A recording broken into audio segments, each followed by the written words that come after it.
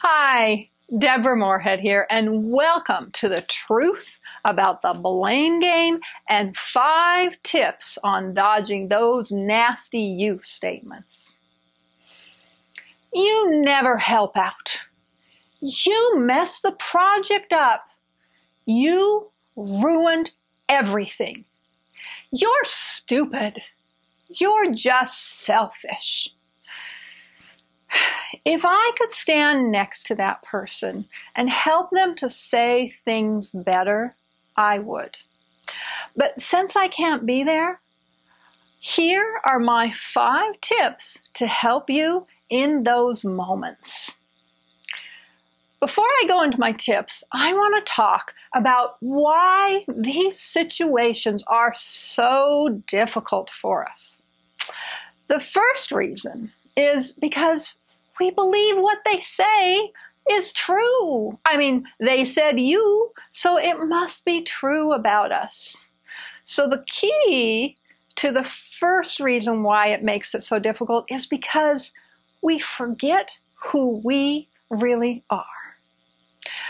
The second reason that makes it so difficult in these moments is because we kind of become like a child when our parents used to accuse us.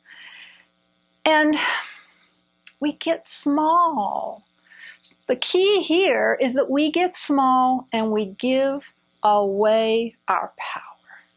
So number 3 about what makes it so difficult is because by this time we've taken in a whole bunch of yucky stuff inside of us and we have to get it out.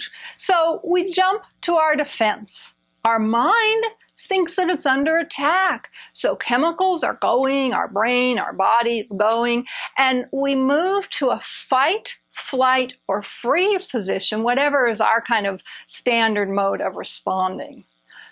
The key to number 3 that makes it so difficult is we've succumbed to our brain chemicals.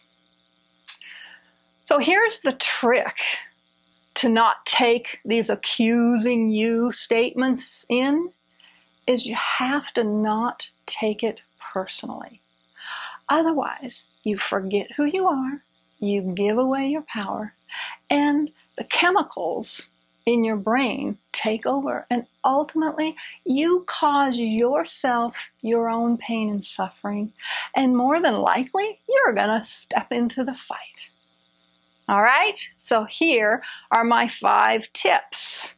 Now, before we jump in, remember, these are skills. You will need to practice them and be gentle on yourself because none of us are perfect. So be okay with just taking first imperfect attempts. You ready to hear the tips? Tip number 1. The very first thought that must get into your mind is, it is about them. Write this down. It's important. Train your brain. You've got to put in these moments that this is about them. We all accuse and lash out as human beings, and we do it because of our own pain. There is a pain or an underlying need that isn't being met. So when someone says you to you, there's a pain for them.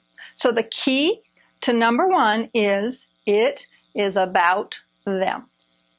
Tip number 2. Use your imagination. Whatever is going to work for you, picture what they say and bounce it off of you. I don't care what you do, but don't let it go inside of you. Have a bulletproof vest that you're imagining, bulletproof glass like at the banks, a bubble around you to protect you. I have a mini trampoline in real life, and so I picture it bouncing on the mini trampoline and boop, bouncing out the door. Make sure you don't let it come inside of you. So the key to tip number 2 is bounce it off. Now, these 2 tips, tip number 1, it's about them, and tip number 2, bounce it off. These 2 you've got to get down first because that's what will allow you to go forward. So practice and get them down. All right, now we're ready. Tip number 3, listen and ask questions. Remember, if it's about them and their hurt or pain or need, then it's going to be helpful for you to gather information. So let me give you a few statements that will help you at those times. Help me to understand. Tell me more. I can tell you are upset. See, I got that little feeling statement in there. I can tell you're upset. I want to know what's going on for you. Keep asking until you get to their pain, hurt, or need. Warning, warning. I want you to be prepared because when you first start to ask these questions, they may throw a few more accusatory statements back at you first. And this is what I have to say about that. Rinse and repeat. Go back to tip number 1, it's about them, and tip number 2, bounce it off. Now, usually in my tips, I don't give don't do statements, but I'm going to do a couple here. Number 1, don't jump to conclusions or put your interpretations on things. Just stay curious. Number 2, no defensive, nasty you statements in return, unless you're ready to go into the fight. So, the key to number 3, stay curious. Tip number 4, see it from their perspective. As you gather information, you are able to get yourself out of it and think about it from their hurt or pain or need. So the key to number 4 is see them clearly. Tip number 5, take responsibility for your part in the situation. Here's the truth. In every situation, there's truth on both sides, right? So if there is a portion of truth to what it is that they're saying, then acknowledge it, and when it's appropriate, apologize for it. So the key to number 5 is take responsibility. Now, I have 3 bonus tricks that I really want to give to you because I know this isn't easy to do in the moment. So here are the 3 tricks. Number 1, take a time out if you can, especially if you've got some reactivity going on. This is what I tell people I work with. Excuse yourself to the bathroom. Who is going to keep you from going to the bathroom? And when you get to the bathroom, do tip number 1, it's about them. Tip number 2, bounce it off. And you can even start to think about tip number 4, what might be their perspective. The second trick, if you have the time out, or maybe even not, take time to think about the end result that you ideally want from the conversation. This can help guide you as you go along in the conversation. The third trick is observe yourself from outside. Now, let me explain what I mean by that. It's kind of like 2 dialogues are going on. The first dialogue is the conversation you're having with the person in front of you. But the second dialogue is kind of a conversation that you're having with yourself about that conversation.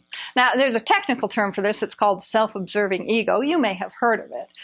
But this is how it works. When we are outside of ourselves a little bit, not in the midst of the emotions, we're going to be able to evaluate and monitor everything better so we can choose a good response that we want. So there are the 5 tips that are going to bring you more success in your relationships.